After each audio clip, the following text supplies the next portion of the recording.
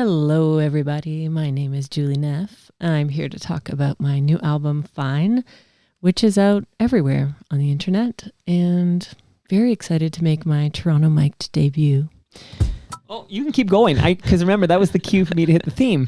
But you sounded like you were going to say more. You just touch your nose when you're done. I'm going with the flow here. Do I have to do it again? No. That could be it. We can just go. I just felt like you had more in the chamber there. Like another bullet in the chamber. That was perfect. Just embracing the up talk. There are no rules on Toronto Mike. We make it up as I go along.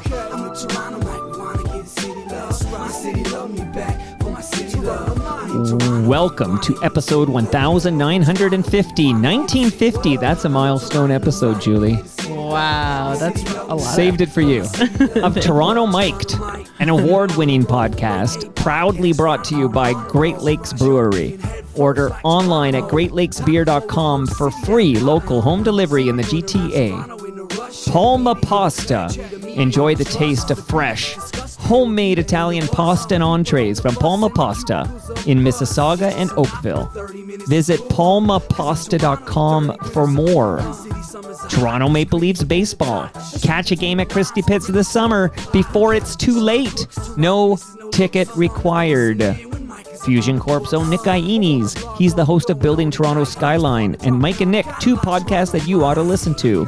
RecycleMyElectronics.ca. Committing to our planet's future means properly recycling our electronics of the past.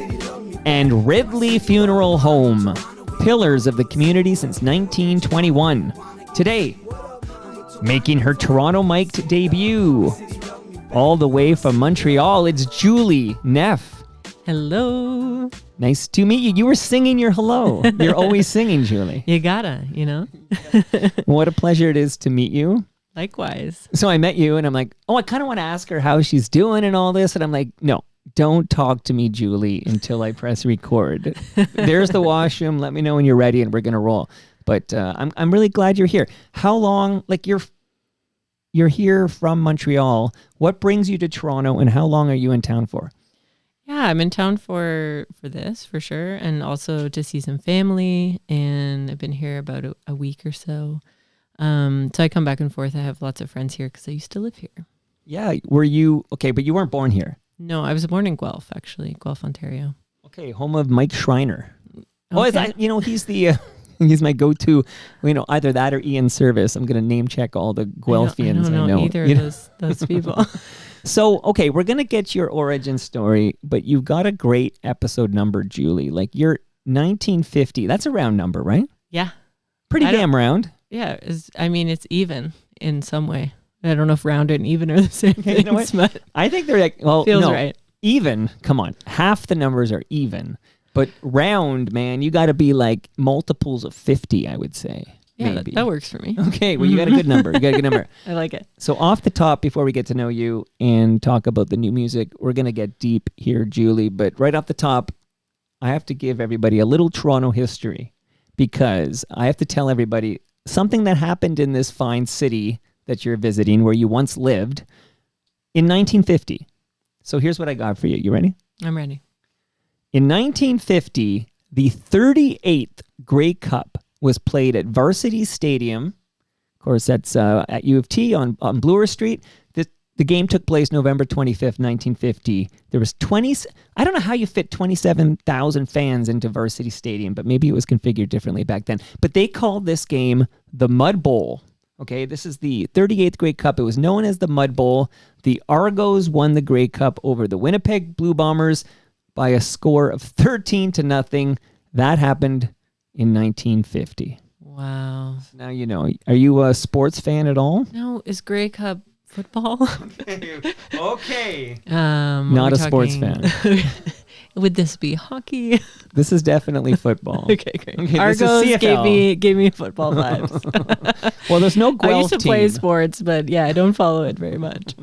Guelph does not have a CFL team. Maybe one day, but there is a team in Hamilton, but you're probably closer to Toronto. So, okay, so you're in Toronto for visiting peeps and doing things like this, and you got a new album out, which we're going to talk about in great detail. But if you don't mind, like taking us back, So you're born in Guelph, but I was reading that you were studying in Spain, and I'm naturally curious. When did you realize you wanted to sing? You sang "Hello" to me.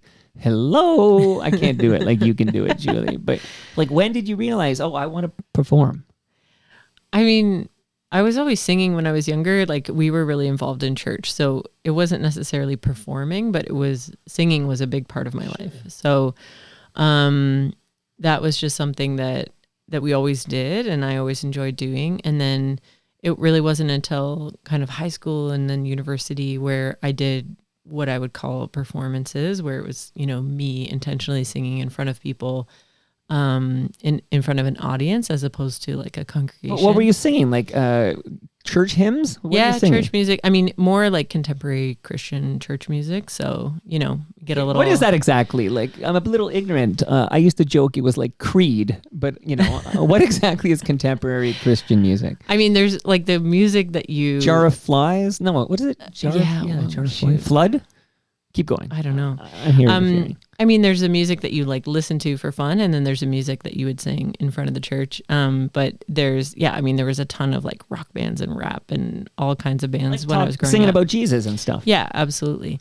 But yeah, at church we were more singing like kind of more contemporary hymns. So music that people can sing along to, and that we had a band. It wasn't a choir per se. So that was the kind of music we were singing there. And then, in high school, I did a couple of high school assemblies and sang like a Christmas song and then, whatever. And then in university. And did you go to university in Guelph? Yes, I did. Okay. Yeah. So I ended up having a degree in Hispanic studies, but I bopped around a little bit in terms I thought it was mandatory, like to be either a veterinarian or like enter forestry as an industry. Like, those are the two big things I think of. With those are the big, but I actually lived with like 6 engineering students as well. Like there's a huge engineering program there. And then I had gone in for biology and then switched around a couple times and ended on Spanish. So that's quite a switch, by the way. Yeah, I know. a bit of whiplash was had pivoting. by all. But in my first year chemistry lab, I was my lab partner ended up like playing guitar and we became friends and we kind of started a band with some friends. We would go to these open mics and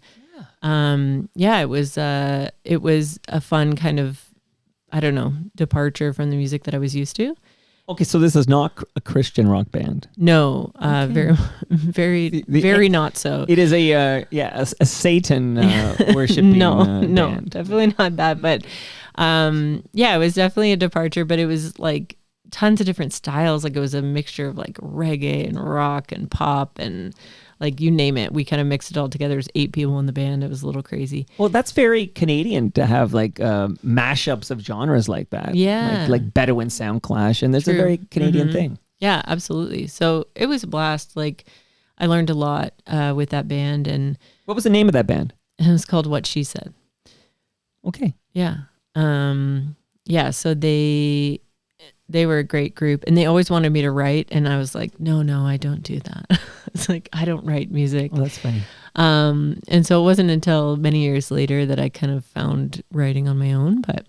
Okay. Yeah. So you get a degree, I suppose, from the University of Guelph. Yeah. Did you bring that degree with you? I want to analyze it, make sure it's on the up and up here. Okay. Hispanic studies. Yeah. That's what they called it. Yeah. Okay. Basically Spanish. Mm-hmm. Is part of that, obviously you go to Spain to study. Like, is that part of that or is that post? I didn't study in Spain. I actually went to, I was kind of a teaching assistant for English. So I applied to a program that the government was having in Spain to go there. And I wanted to improve my language skills. And so I went for a full year after university. That sounds amazing. Mm-hmm. Can I do that now?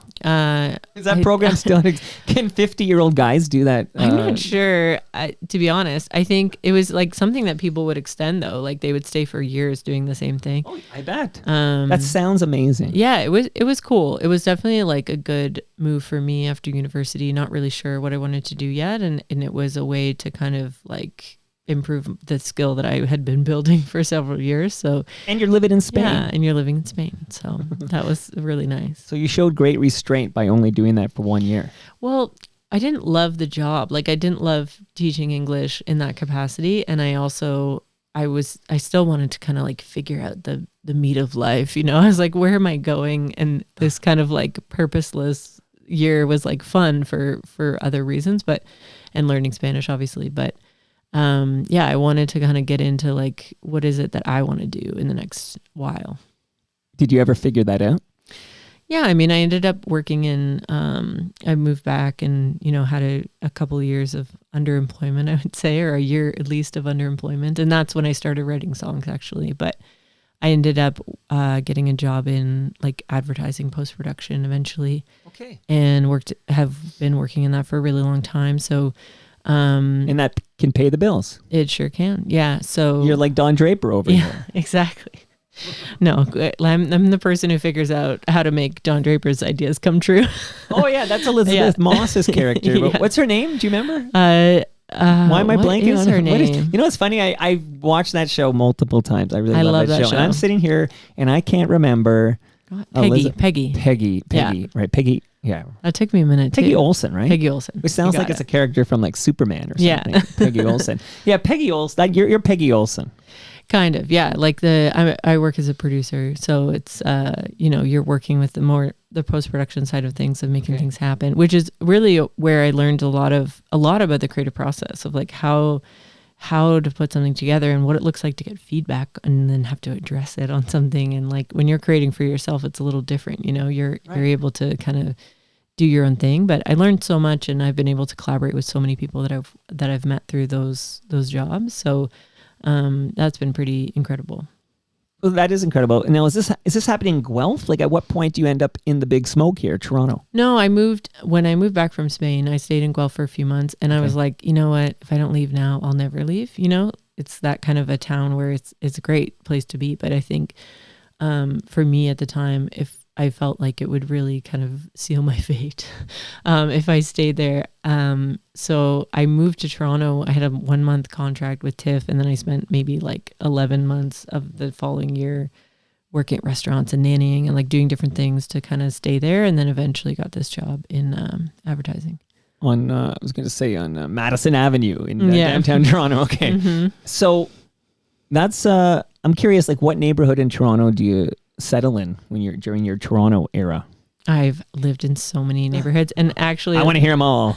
When I was back, I was like going to different places, and I was like, wow, I've gone by almost all of my previous houses. So I first lived in Midtown, like near Davisville Station, and then I lived on Bloor, near Bloor and Lansdowne. Okay. And then I lived in Parkdale on Cowan. You're moving west, I noticed. Cowan and King. Okay. And then I did a big swing over to Cabbagetown. Okay. And then I also lived in the Beaches eventually. So all the way out east. Yeah, I've done the full circuit. You're like, I'll move anywhere in the city except for Etobicoke. Yeah, well, my sister used to live in Etobicoke, so I did a stay with her for a little bit. Okay, so shout out to your sister here. Mm-hmm. Okay, so I've been listening to your new music. You mentioned Fine. We're going to get into it very, very, very shortly, and I've got some music and questions, of course, as you can imagine. But at this point in your life, when you're starting to write your own music, because of course we're going to need to know more about Fine very shortly. But is Jesus still a big deal in your life? Like, are you still cool with Jesus? No, I mean, I kind of once I got into my 20s, I was exploring more of what I believed, and I don't really participate anymore in church, but you know, it's something I have a lot of respect for of with my parents and my family and everything. Oh, sure. But yeah, it's not, I think there's like a spiritual aspect to life. I think there has to be, but it's less defined, I would say, than when I grew up. Yeah. So, but when you're writing music, are there the themes interwoven in? Is this connection? At one point in your life, Jesus was a big deal to you. For sure. Does it still find its way into your lyrics?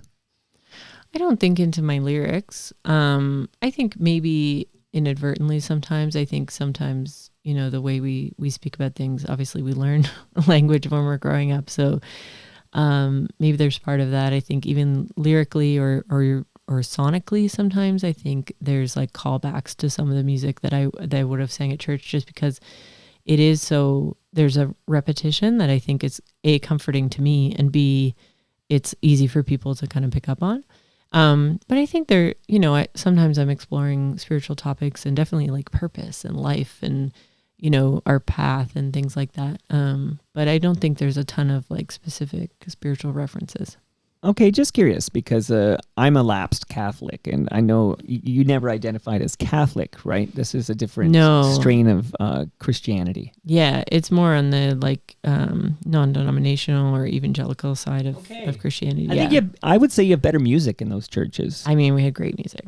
We were not lacking in good music, that's for sure. I would probably be a Jesus freak today if we had better music. Like, we had those old-timey hymns and, they're singing along. But then you'd watch like a movie or a TV show with like a different like Baptist or some different strain of Protestantism. Mm-hmm. And then you'd be like, oh, that's how you rock out in church. Like, no wonder they're into it. Yeah, of course. Hey, you know what? Catholics are doing it wrong. Just my 2 cents. If the Pope is listening. Yeah. Pick up the pace. We need better jams in the church, and maybe the youth will come back, is what I'm thinking here. I'm dying to know. Yeah, you know what? I've been right. I've been more wrong than that. Julie, you were in Toronto, living everywhere. I feel like Johnny Cash here. You've been everywhere, man. But then and it's funny because tonight, I'm going to dox myself here. Tonight, I'm going to be meeting my oldest daughter at the Elmwood. It's a great restaurant, and she's, for my birthday, which was a long time ago actually, she promised to buy me dinner, and I'm taking her up on the offer tonight because she lives in Montreal, and she's in town for a short period of time because she's on her way to Vancouver to visit her grandmother. That's what's going on. You're getting a lot of detail here, except to say I'm going to see her tonight, and she's kind of too busy when she's in Toronto. Her boyfriend happens to live in Toronto. So I found, like, when she does make her odd trips to live in Toronto, I don't see very much of her. Yeah. Like, I mean, I had to book like a 6:00 appointment with her at a restaurant tonight to get to hang with my own daughter. But she moved from Montreal. So this is a long-winded build-up to say, why did you leave us? Why did you leave us in the Big Smoke and it's I love Montreal. I spent a lot of time there, and it's the second coolest city in this country. Mm-hmm. But why did you leave us for Montreal? I need to know. Well, I didn't. So I lived here for 11 years. So I felt like I knew what Toronto had to offer. So that, at least I was like, okay, I'm aware. And then I moved right before the 2020 hit. I moved. That's the pandemic. I went on tour to Brazil, and I had gotten rid of my apartment, and I was like, oh, I'm gonna go traveling for a couple of years, or I don't know, months or whatever. I was just not really sure, but I wanted to explore a little bit. And I ended up going back to Brazil to do like a short contract. And then I had to flee the country when the pandemic hit. And I came back here. And then I kind of went on a little journey. I moved out to BC. I lived with my brother for a bit. I lived in Vancouver for a few months. And then I came back, and then I moved back to Brazil. And then when I came back from Brazil, I lived here for a year. And I had visited my old bandmate from that band we talked about earlier. I ran into him at a festival, and he was like, hey, my wife and I have an extra room in Montreal. Like, if you're coming, feel free to stay, kind of thing. So I booked a couple shows there and just went to check it out. And I'd always wanted to move to Montreal. And I was like, oh, I love it here. It's a very cool city. It's just more chill. And I think at the time I needed that, I needed to bring things down a notch and not have my nervous system fired up all the time, and living obviously in São Paulo and then Brazil and then Toronto, they're just heavier cities in terms of input and stuff. So, and I like the art scene there. I think people are still doing art just for the sake of doing art, and I just needed that, So I moved there 3 years ago, and I recorded my album in Quebec as well, and it's just been a nice experience, but I still love coming back here. And I think when I come back, I like the energy, I do appreciate that, but I think on a day-to-day, you get your fix and you go back to on a day-to-day basis, I like the chill nature of the city, and it's easier to get around a little bit. So that's nice too. Okay, now I'm curious though. You're off to Brazil, and this is like to perform music, right?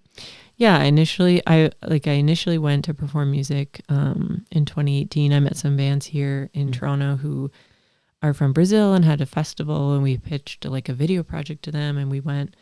I had a collective at the time. I was running house concerts here in Toronto for about 4 years, and we had a video team, and so we went down there and we were going to do some videos, and they were like, "Hey, we had a band from Canada drop out. Would you want to play?" And I was like, "Of course." So I had just released one song. Well, that's where I'm going with this, because I know Fine is your debut album. So I'm wondering, like, what do you have out there? I literally had one song out there, and I hadn't released the full EP yet. And I went there and I was like, well, if I'm going to go, like, I'm going to throw everything at it. So I hired photographers. I did this. I made posters, like I really... Go big or go home. Yeah. I was like, let's make a splash. And then it was such a great... They're amazing fans, like just the best fans in the world. And so it was really neat as like a completely emerging artist to have people coming up to you being like, I've watched all of your YouTube and like, I love your music, and like telling you specifically about what they liked about your music. And like, I don't know, sometimes in Toronto, it's like you're hard pressed to have anyone even look at you after the show. Like, so at the time I was like, this is great. How do I, do more of this? And so I decided to go back for a tour. And because of my Spanish speaking background, I started to learn Portuguese. And then it's very hard to make the switch, to be honest. But those are different languages. They're different languages. They have like the Latin roots, but it's a little bit of a brain twister to like keep them separate in your brain. And the pronunciation in Portuguese is a lot more complex. So but I started to learn, and I just was really interested in the culture. And then I got some opportunities to do some work like on the post-production side as well in Brazil. And so like that kind of kept me going back and doing press there and collaborating with different people there. And they didn't turn you on to soccer because you're still not a sports fan. I don't hate sports. I just rather play them than watch them. I know, I hear you. I'm just causing trouble. Okay. Okay. And how is your French, by the way? Not as good as my Portuguese, that's for sure. Okay, but is it 3 years now in Montreal? You would think that I must be knew more. improving. Yeah, it's improving. I mean, I definitely, the basics are kind of there. Last year I took a course, but I was a little burnt out when I moved there, and I think you need brain space to kind of take in new information. So I'm working on it. But in Montreal, that's where you write Fine. No, I kind of had written it all over. Like I started some in Toronto, I started some in BC, some in Brazil, and actually mostly wrote it not in Montreal. And then I moved and recorded kind of at the same time. So it really was prior to that. Okay, so we're going to get into Fine. I feel like I've got a taste of who you are, where you come from. You come from everywhere. You come from everywhere. So let me give some love really briefly here to some fine organizations that help make this possible, and then we'll listen to a little music, and then I'm going to just grill you, okay, about Fine here. Let's go. Where are you staying right now? Like with a family member, a friend? Friends. Okay, so this is like a house. Or it's a home. Yeah. We'll call it a home. Okay, and they have a refrigerator? Mm-hmm. Okay, these are the tough questions you were ready for. That's why you were nervous to come on. Oh, they're just going to ask me where is he going with this? Okay, so I have in my freezer, it was just delivered actually, like moments before you arrived. I have in my freezer upstairs a large frozen lasagna from Palma Pasta. Whoa. It is delicious, Julie. I wouldn't lie to you. I don't know if you're going to bring it back to where you're staying, and if you're going to enjoy it with them. I don't know what your plans are like, but I'm telling you, if you get yourself a plate of this Palma Pasta lasagna, you'll be texting me a big thank you. Okay? I mean, lasagna, you can't go wrong. Like, come on. No, and they get it right here. So just ask Peter Gross. So thank you to Palma Pasta for sending that over for Julie Neff. I know you don't enjoy beer. For whatever reason, Julie, you're not a beer gal, but maybe somebody you're staying with drinks beer. Absolutely, they do. They're going to love you. The best beer you can find in this entire province. The only beer. The only beer that matters, as I call it. But Great Lakes Brewery sent over some fresh craft beer for the fine people you're staying with, apparently, because Thank you. That's so kind. You're going to enjoy that. So thank you to Great Lakes. What else I got? I mentioned, I know you like to play sports more than watch them, but, I'm here to tell you, if you wanted to watch some baseball, but you didn't want to give the credit card a heavy workout where it's like, what the hell are you doing, Julie? Come on.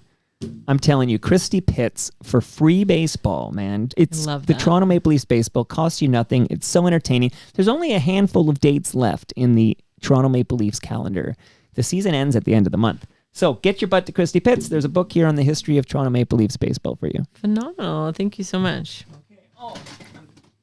I'm going to give you one more thing, one more gift here. Uh-oh. This is why you're here. All the swag you get, the legends, it's all out there. Even in Montreal, they're talking about it. Go to this guy. You're overwhelmed.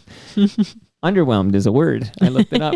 Okay, so this is measuring tape, courtesy. That's what it's called, measuring tape. Measuring tape, courtesy of Ridley Funeral Home. Oh, there is one there. There is one here. You know what? I'm giving you two. This is so useful. A pocket measuring tape. Love that. That's what they hope. It'll be useful for you. And I am here to tell the listenership that Brad Jones and I are going to record a fresh episode of Life's Undertaking at 4 p.m. today. That's happening today. So it's like, we're going to talk. I'm going to record with my good friend Jerry Scott. Then I'm going to record with Brad Jones from Ridley Funeral Home. And then I'm going to go to the Elmwood and have some buffalo wings with my oldest daughter who's in town from Montreal. You got my itinerary there? I got it. Noted. You can join me. Okay. Maybe it's on hers, so she'll pay for you. So that's a good deal. Okay, so thank you, Ridley Funeral Home. We're recording it. We'll see if Brad opens up about Elvis Gate. And if you get that reference, if you know, you know. We'll leave that one. If you know, you know. Okay. So, Fine. I was reading this about Fine. Well, let's hear something from Fine first, just to give us an idea what we're talking about here. You ready to listen to something? Like literally, you want to listen to something? Yeah, I love See what something. I did there? Okay, here we go.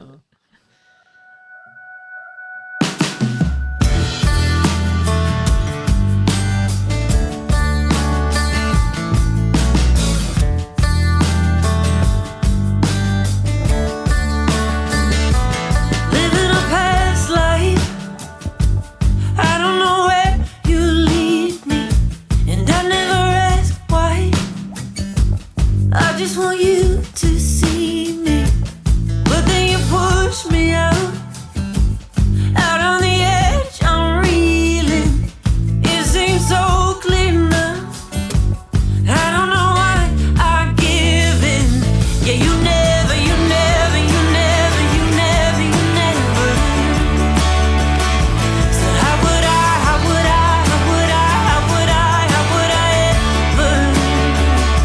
Yeah, you never, you never, you never, you never, you never.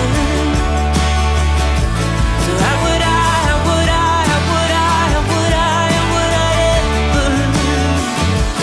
Thought I solved all my problems. Guess I just scratched the surface. Is there another voice with you there? Yeah. It's not yourself. I once Another asked that me. question. No, it's it's another me. you. Okay. Mm-hmm. That trick always fools me. Can I tell you? A musician will come over, I'll hear multi-layered voices, and I'll be like, who's that on the backing track? And I'll find out it's the actual you. It's you. It's my favorite part to record those parts. It's amazing. It Yeah. sounds great. Sometimes there's another person, but Okay, but that's Not in that's this song. Julie on Julie. yeah. Okay, tell me about something. Firstly, congrats, because you wrote a great song. Thank you. I like this song a lot. Mm-hmm. I like it a lot, too. I like it more than you like it, okay? Let's fight about it, okay? All right. Tell me, if you don't mind, Yeah. what's something about? I wrote this one after hearing, I feel like countless stories, but my own stories. But in this case, I had been listening to a friend talk about this kind of on again, off again relationship, or some people call them situationships. And I've experienced that many times too. And I just was weighted with this kind of the heaviness of it, of this kind of living in uncertainty around a romantic situation. And I think I also had binge watched, oh my gosh, I'm totally blanking on the name. Okay, I couldn't remember the name Peggy Olson. I know. What's that Western? Yellowstone. I had binge watched Yellowstone. And so I was in a country mood, I guess. And yeah, I wrote the song in 20 minutes. It just flew out of me. And I think it's this idea of situations that I've been in, and this friend that was sharing the situation with me, it's someone who's like treating you like their partner and they're doing all this stuff that really seems like relationship-y, and then you have the audacity to say something about being in a relationship or some sort of label, and they're like, oh my gosh, how dare you? Like, we are not, this is casual. I'm like, well, then treat it like it's casual. But this kind of like mixed messages thing is so exhausting. And I feel like modern dating is like plagued with this. And so the idea develops through the song is just like, you're not giving me clarity, and maybe I'm not asking for it. Maybe I don't really want to know the answer, but like, I would just love if you would say something, like, could you Therein tell lies me? the rub. I'm listening. I'm now your therapist here, but therein lies the rub is that you got to like set the ground rules up front. Exactly. If you will, because it sounds like this gentleman in question doesn't want to commit to like a monogamous relationship. I could be reading more than there is here. That's how I hear you speak about it. And then the messages is such that, oh no, we are a couple, and maybe we're an exclusive couple. And then at the mere mention that a suggestion that that's what you are, like, no, like that's not what this is. Mm-hmm. But if up front, if the rules are established for the relationship, then there's no... For sure. Yeah. And I think, it's tricky. I think there is a lot of complexity in the way that we date now. But I think over the years, writing songs has really helped me reflect on my participation in the equation. Right. And I have like really changed how I engage. And I think just committing to the fact that like, even if no one else is clear, at least I will be clear about what are my expectations, what are my intentions, etc. But this kind of, I think when you hear other people's experience of it, it can help you clarify even your own take on it more. And so like in this case, I was listening to a friend describe it and I was like, ooh, this sucks. But like, I've done this too, like, because you're like, why would you let that happen? And I'm like, wait, I've let that happen so many times. So, I think it does help you kind of say like, oh, like there's another track on the album that talks about these kind of like, it's called cheap fallbacks. And it's like all these kind of silly, like not great excuses people give you and you take them, and it's like, no, it's my bad for believing you, it's my bad for not reading the red flag in this situation. But yeah, there's a lot of mixed messages. And so I think there's a lot of the album is pursuing clarity. And I think on the romantic side, just as much, Well, I can imagine writing about this alone. That's very cathartic. For sure. Yeah. That's okay. And may I ask, like, what is your current status? Is that a personal question? Is that out of bounds? Yeah, I'm in a relationship now. I'm very happy. Not a situationship? Not a situationship. Very much a committed relationship. And it was really clear from the beginning, which was really nice on both sides. So that is something, though, like that took a lot of trial and error of just trying to date and realizing like, oh, you do have to meet a lot of people and then it's a numbers game, be clear, about your intentions and see what happens. But yeah, I'm very happy. Where is it easier to date, Toronto or Montreal? I mean, I met this person in Montreal, but I don't know that it's like a natural equation.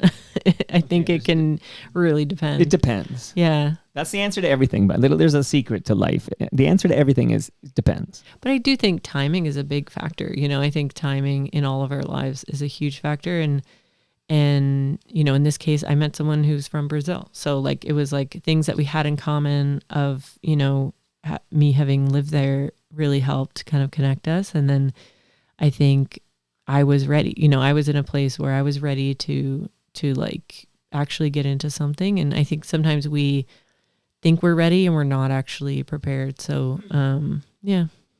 I like that you're using songwriting as like a cathartic outlet for your to manage your Well, it's funny. emotions. Like sometimes you're like, oh, I've written this song before. Like this is embarrassing. Like I have to learn this lesson or move on. Yeah, it's like a recurring theme. It's like, Yeah, wait a it's minute, like, okay, maybe like, it is me. How do I take a different angle on this? Because I'm like, I actually need to take some responsibility for this. Well, that's being accountable. Okay. So the album is called Fine. Mm-hmm. Stylistically, though, this is very important listenership, okay? Fine, I feel like I'm Aerosmith here, right? Remember that? Fucked up, insecure, neurotic, and emotional? No, you're way too young for No, this. I don't It was know on that. Pump. Okay. Fucked up, insecure, neurotic, and emotional. I'm Fine, fine. Okay. But your fine is a lowercase fine with a period at the end. So why stylistically is fine written that way? Well, I love how loaded the word is. I think when we say it, at least for me, and I feel like this changes generationally sometimes. Like if my parents say fine, like I think they just mean, okay, like fine. But I feel like in the generation of texting, it's like if you say fine with a period, like you're angry. Or if you say like, yeah, if you say all caps, obviously, depending on your tone when you say it in person, it can change. Like I think it's a really loaded word, but I feel like it's also the word that we say when we're deflecting, like, how are you doing? Oh, I'm fine. And you just, I'm fine. It's fine. You're kind of, it's a little passive aggressive. It's a little like deflecty. And so I think the album deals with a lot of topics. It deals with mental health. It deals with physical health. It deals with romance. And so I felt like it was this kind of all-encompassing word that can change in meaning. And it has changed even since I recorded a few years ago. So like now I feel like maybe I'm getting closer to the acceptance version of the word, but like maybe at the beginning it was more of, I don't know, of like a sarcasm or passive well, no, aggression. now that you say texting, now, of course, stylistically, just lowercase FINE period, as a text message completely changes the meaning to me. Like it all makes sense to me over here. Yeah. Mm-hmm. It's like a light going on here. And I'll just say, like for most people I know, they could be having like the worst day of their life. Like their dog just died, like whatever. It could be the worst day of their life. And you go, hey man, how's it going? I'm fine. How are you doing? Like that's like a default go-to. I know. And they could be having the worst day. Yeah. Right?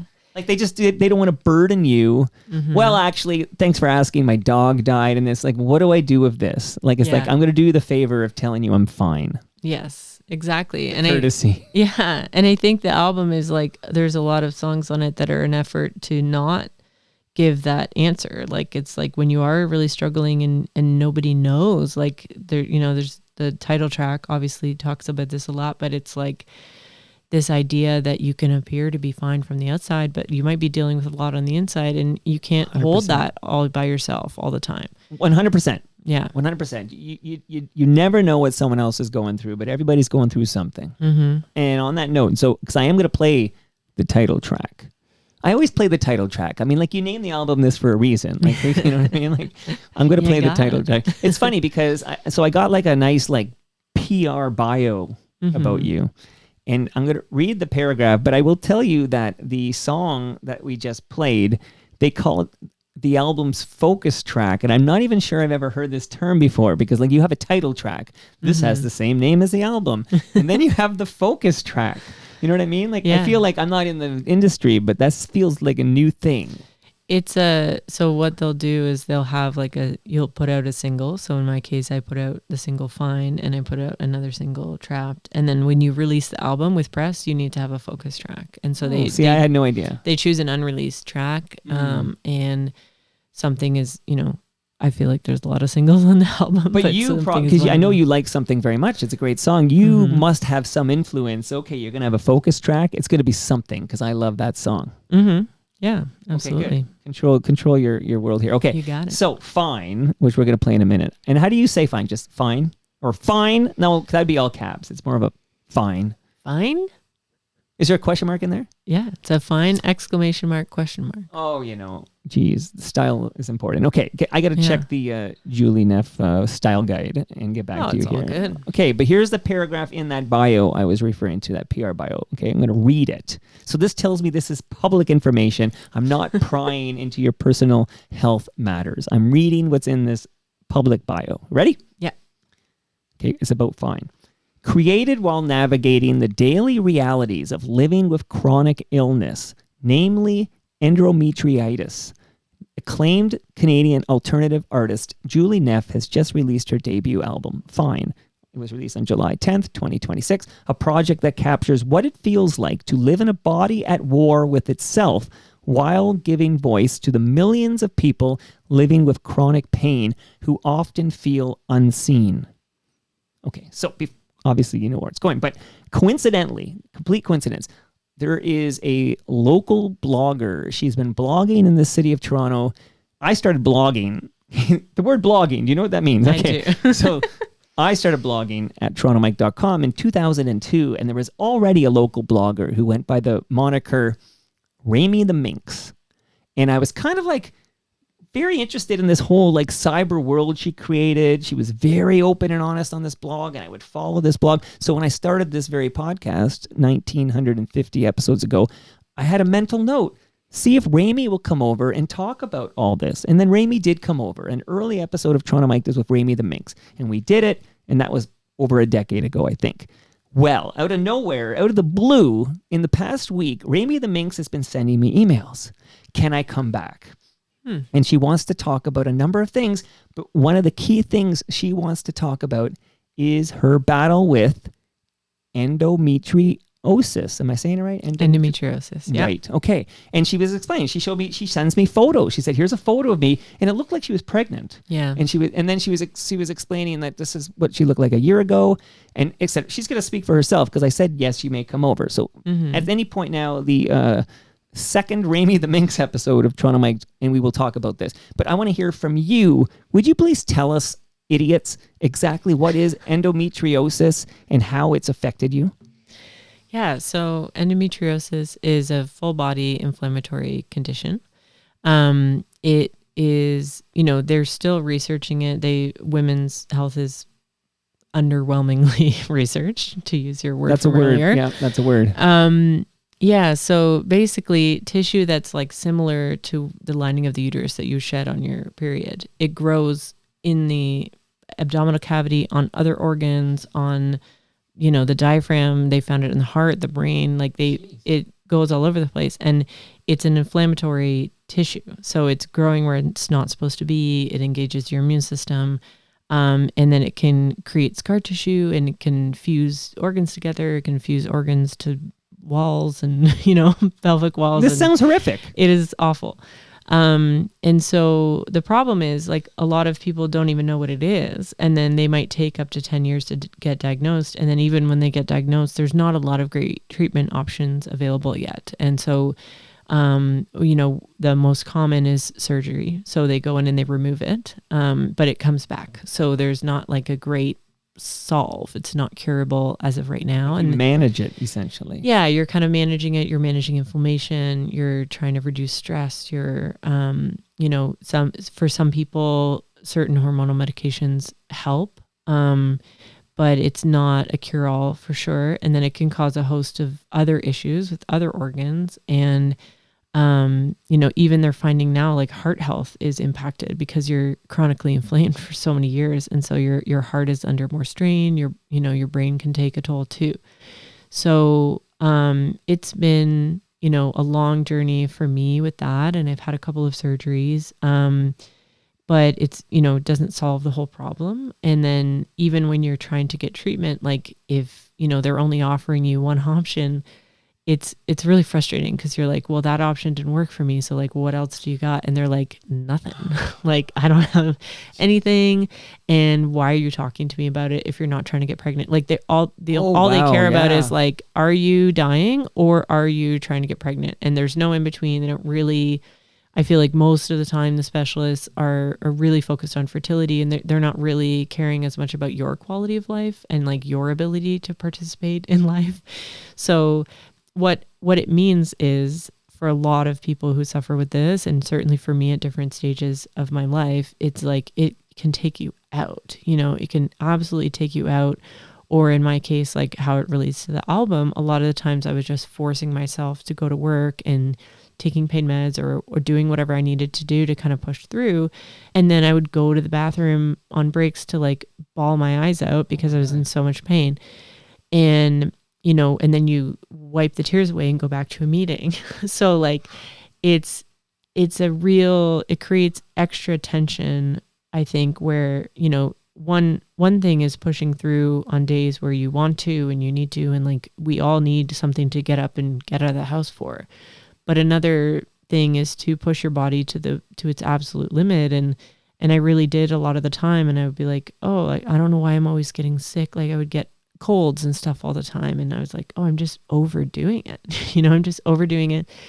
And I would not really give myself the break to know, like, okay, I need a lot of rest. Like, I need to be able to rest, and I need proper nutrition. And there's often kind of like digestive issues involved. So sometimes you're not even be able to absorb the right nutrients, and like super low iron is a big part of this. So there's a host of conditions. It's poorly understood, and over the years you can end up spending a lot of time and money on naturopathic treatments or like alternative treatments or body work to kind of help manage the pain. But it's like it's cyclical, so it's just like it keeps coming back and you keep having to do it. And so it's definitely been a huge challenge. And I think I didn't really tell people how bad it was. I was like, oh well, I'll just suck it up and like go to work, or like do my thing. And so once I started kind of sharing with people, I was like, oh, this isn't normal, and like this isn't okay, and pursue treatment and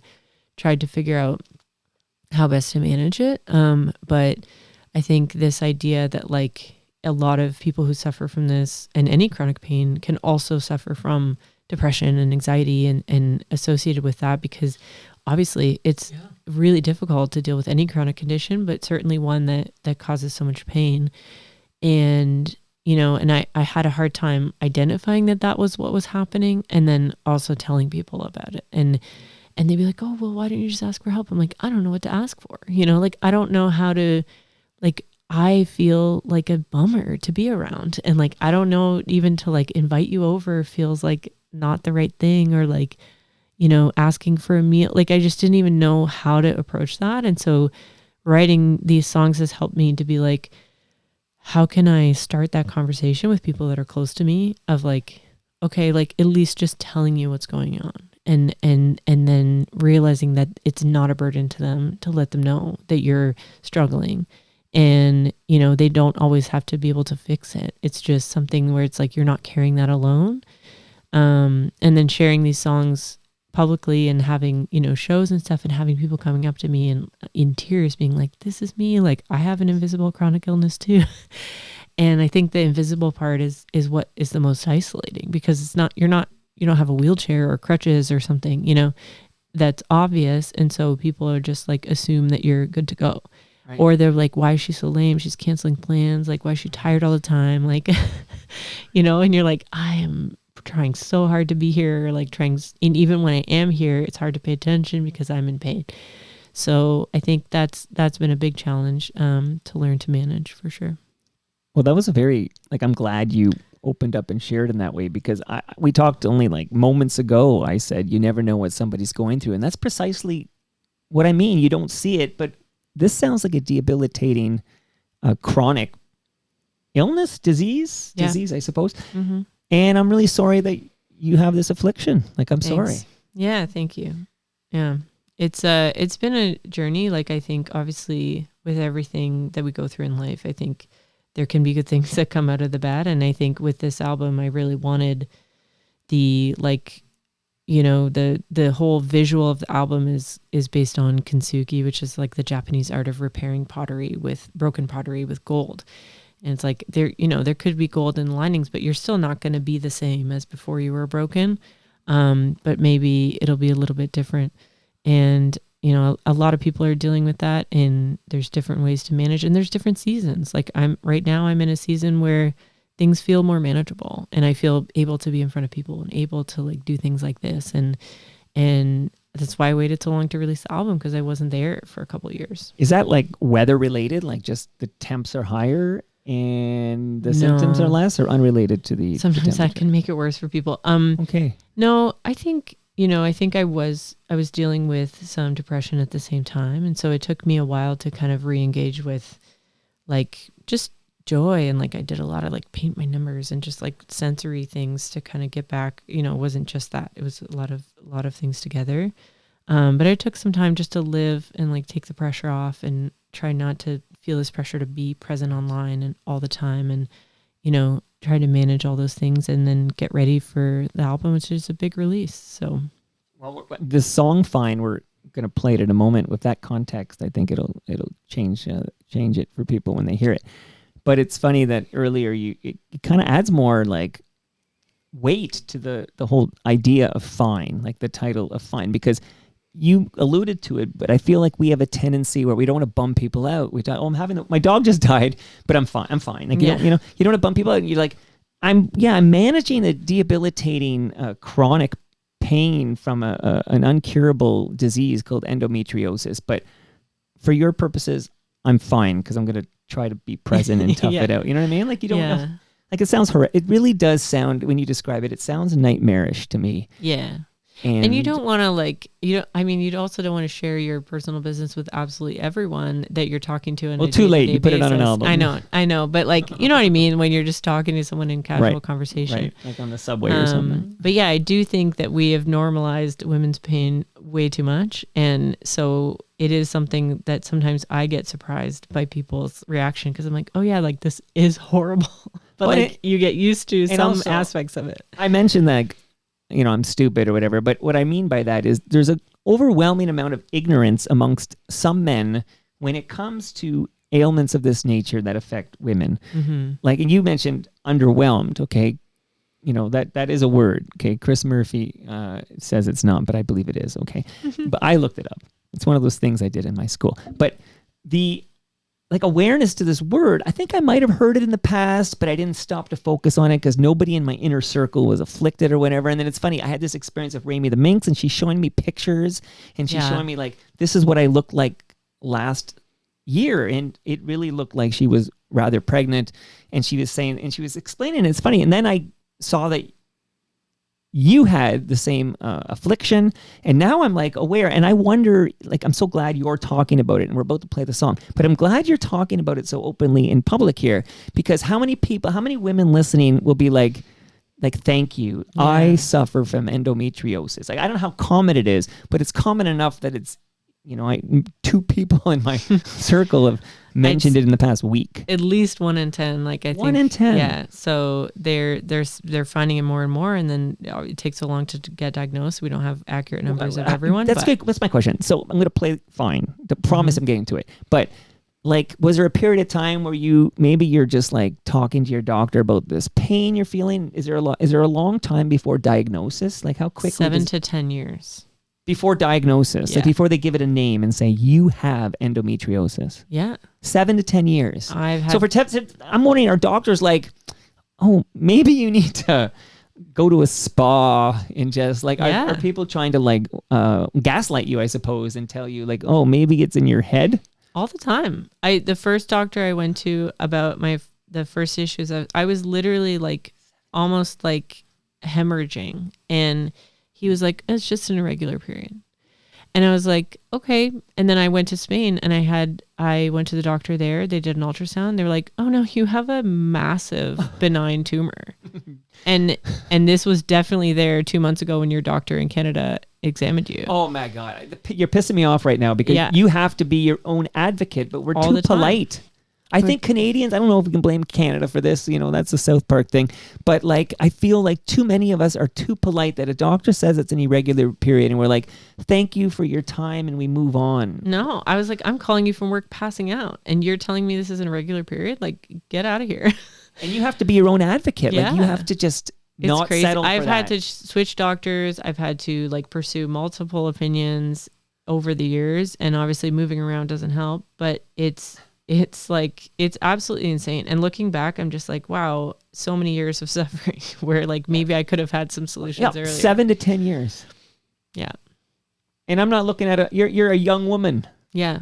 Yeah. And so imagine like if you start too, like people start really young with symptoms, and they're just like, oh, just put her on the pill. She'll be fine. And then that can make matters worse, or it masks it. And then by the time they get off of it, they've got a whole host of issues, and it's a big problem. Yeah.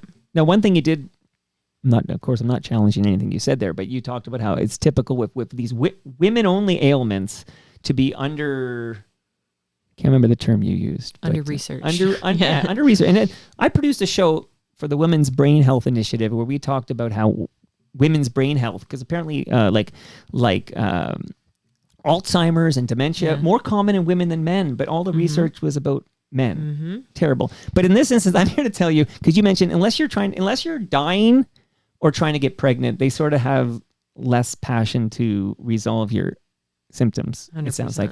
But I did have FOTM, friend of Toronto Mike. You're now an FOTM as well, Julie. But Blair Packham was over here talking about his prostate. Okay, this is like the men's side of the whole thing. And he was talking about how he was literally like 2 minutes. He had to go to the washroom every 2 minutes. With his prostate was awful, and the doctor didn't care because it wasn't cancer. Like so I'm just saying it is not just women's stuff too. It's like, oh, it's not cancer. We'll just manage it. Like, I think the medical system is absolutely overloaded, and I just don't think they have capacity to care about it beyond anything that's like urgent and urgent intervention. Are you dying? Yes or no? If preventative medicine, like forget about it. Yeah. You're not dying? Well, are you a woman trying to get pregnant? No. Okay, take a couple of Advil and sleep it off. Take Tylenol and go home. And go home. All right, I'm playing Fine now. All right.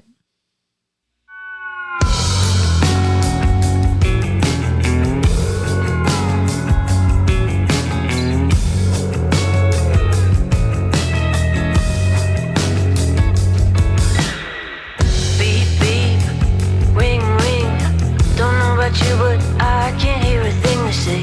You've got fire, but it left me alone through the night. I don't know what to say.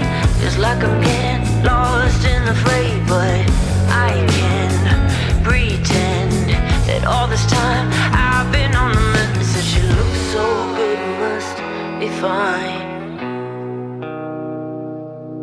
But she's crying on the inside. I'm stressed out, pressed down. I don't know how we'll ever live this out, but big smile, lift my chin. They say I can fight this from within, but how do I manage? I don't know how to step back from the ledge, but she's good, yeah, she's fine. She gave us more than I ever thought she would. They say she looks so good, must be fine. But she's crying on the inside. Yeah, she's got no time to rewind. Yeah, she's dying on the inside. Yeah. I'm so glad we talked about you managing your endometriosis before hearing the song, because I totally get it. It's exactly what you're talking about. It's like the pressure of maintaining this appearance that you've got it all under control. It's all good, but you're privately struggling. Great song too. Thank you. Yeah. I think it's funny too, like but like she was productive. So like it's all good. Right. You know? Okay. Yeah, well, she hit her deadline. She hit her deadline, so I don't see the problem it's here. fine. It's almost like just you have to lie and say, I am actually dying. Yeah. Like, this is I am dying. What can we do about this? Who are the music? Because when I hear this, like, I don't know, these 90s rockers jump in my head, like, oh, Holly McNarland or Tracy Bonham. Like, it's got a little bit of that 90s. Yeah, I hear it. Who are the influences for this sound?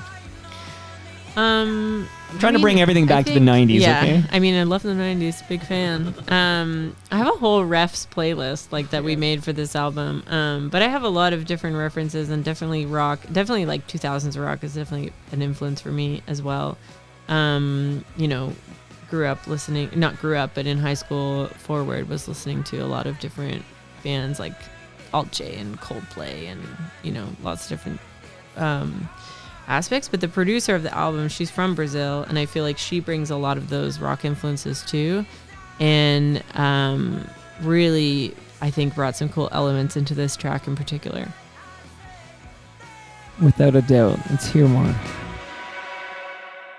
Here, that was more. I turned it up just in time. I do have one more song here, but I'm curious, like, so what's next for you? Now you've put Fine into the wild, and you mentioned it was recorded in multiple places, different parts of your life or whatever, and you've got your first album. You had some EPs in the past, but now you have an actual full album. What is next for Julie Neff on the music front?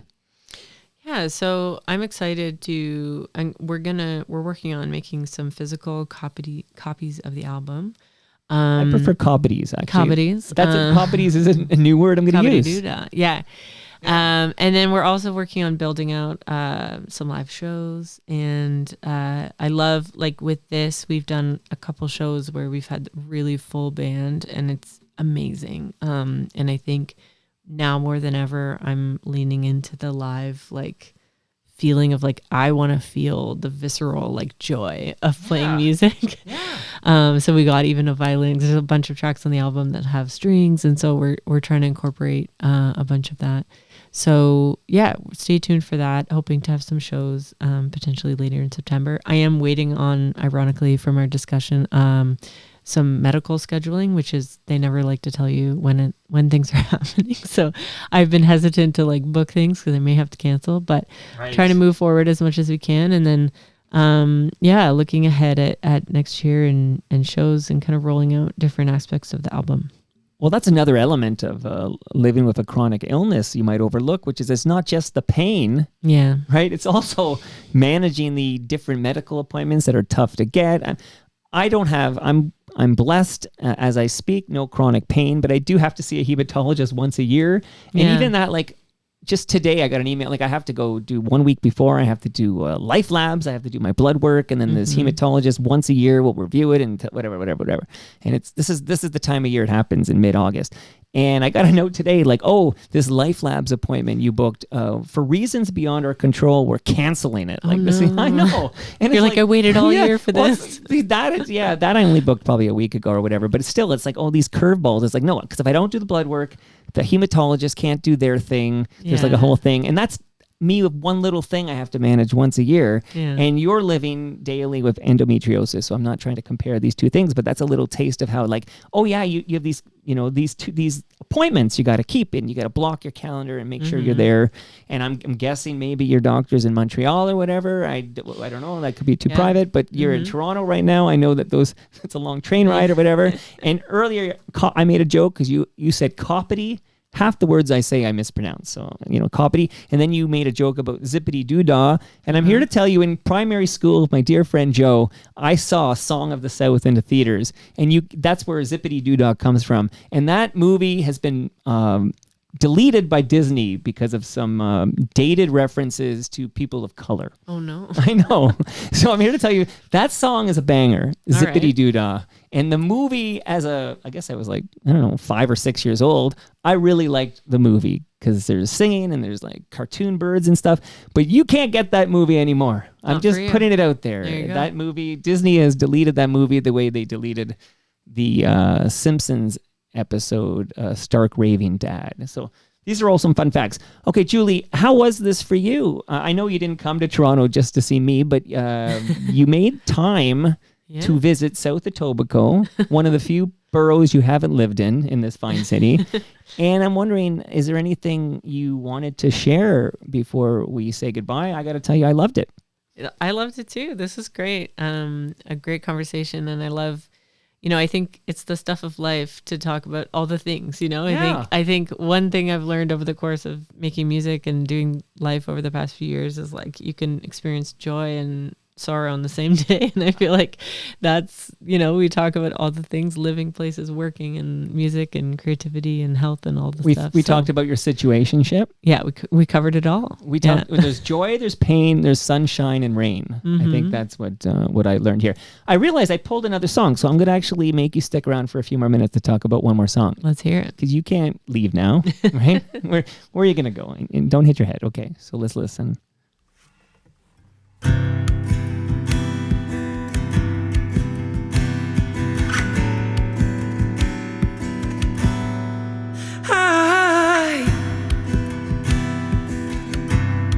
I blame it on the rain, but I know that you've changed, and every time I look around, I wanna see your face, but I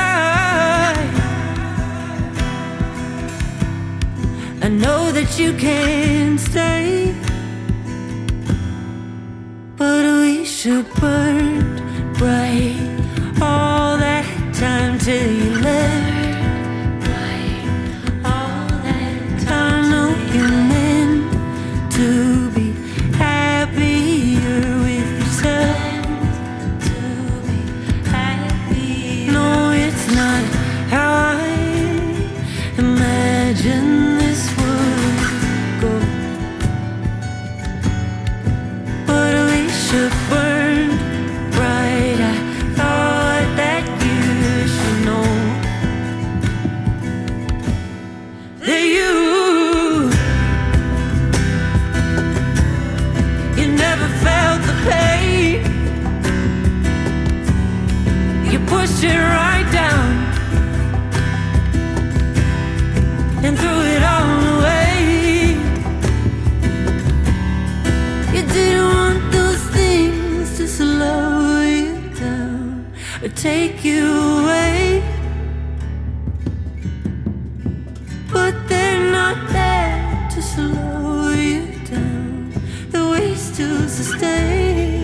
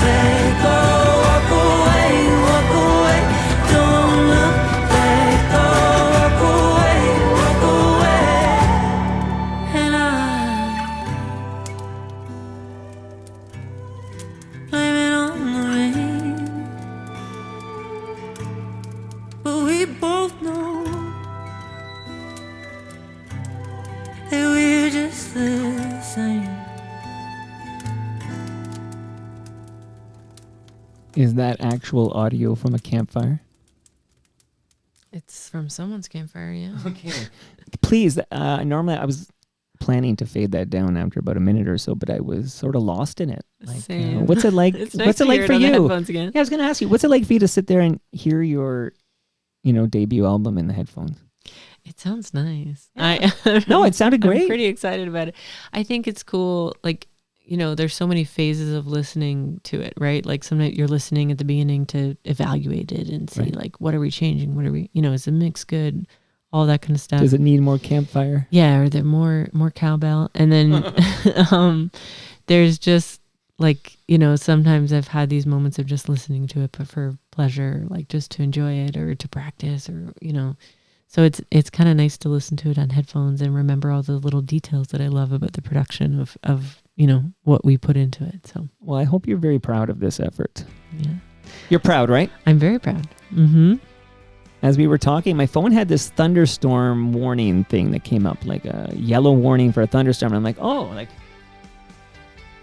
what's going on? And I just clicked in. It's Woodbridge. Okay, stop bothering me. I'm in South Etobicoke. Like, you know what I mean? Like, we're fine here. Let me know when South Etobicoke. Like, my phone knows where I am. I guess Woodbridge is close enough. I guess, but thunderstorm warning in Woodbridge. I don't know if I need to be.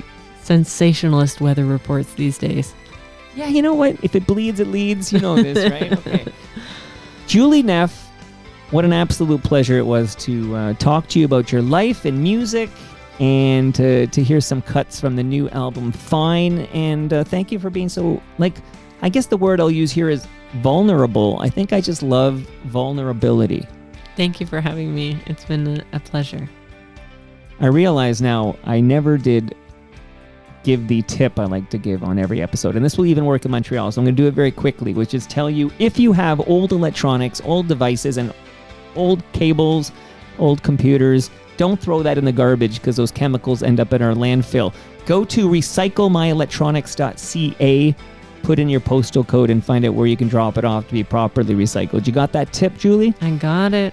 Also, Karen Stintz was on my show most recently, and she's going to be a guest of Nick Iones's on his podcast, Building Toronto Skyline, and we'll record that next week. So we'll learn about, how we can fix we didn't mention this, but my daughter lives in Montreal because the rent is so much cheaper than here. We didn't mention it, but affordable housing is a big issue in the city, and Karen and Nick are going to chat about it on Building Toronto Skyline. I urge people to check it out. Thank you, Julie. Where should people go if they want to consume Fine? You can find it on any streaming platform. So wherever you listen to your music, Spotify, YouTube Music, Tidal, wherever. And then you can keep up with me at Julie Neff Music on Instagram or julieneffmusic.com. You've been everywhere, and that music is everywhere. If you can't find it, it's on you. Yeah. You're not trying hard enough. And that brings us to the end of our 1950th show. 1950. It's a round number. We've come to that conclusion. Go to TorontoMike.com for all your Toronto Mike needs. And much love to all who made this possible. That is Great Lakes Brewery. You've got some fresh craft beer, Julie. Palma Pasta, don't leave without your lasagna. It's in my freezer upstairs. Toronto Maple Leafs baseball. We're going to turn you into a sports fan, get you to Christie Pitts. Nick Iones, subscribe to Building Toronto Skyline, and recyclemyelectronics.ca, of course, and Ridley Funeral Home. And we have a new episode of Life's Undertaking recording in an hour and 41 minutes. See you all tomorrow. Okay, this is exciting. He's been covering the Toronto Raptors since the Raptors were born in 95. He's been doing so for the Toronto Star, Canada's largest circulated newspaper. I believe that's still true. Doug Smith, who has only been on the show remotely, is going to make his basement debut. Doug Smith from the Toronto Star. He covers the Raptors, so we're going to get into Kawhi Gate. What the hell is happening? We're going to break it down. Is Kawhi Leonard a Raptor or not? Will he be a Raptor or not? We're going to get into it tomorrow on Toronto Mike. See you then.